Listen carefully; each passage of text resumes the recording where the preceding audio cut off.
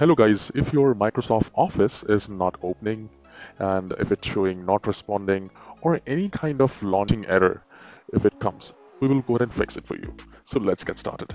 So the very first thing, you just need to press the window and the R key on a keyboard and it will open up the run window. And here we just have to type services.msc. So once you type the services.msc, we just have to click on OK.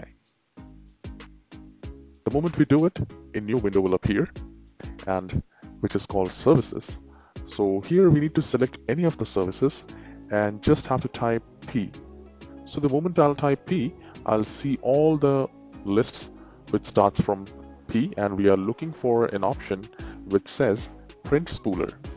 So once we select the print spooler, we just have to do a right click and go to properties.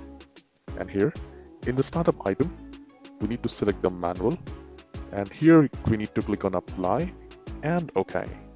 Once it is done, you just have to restart the computer and see if it's working for you or not.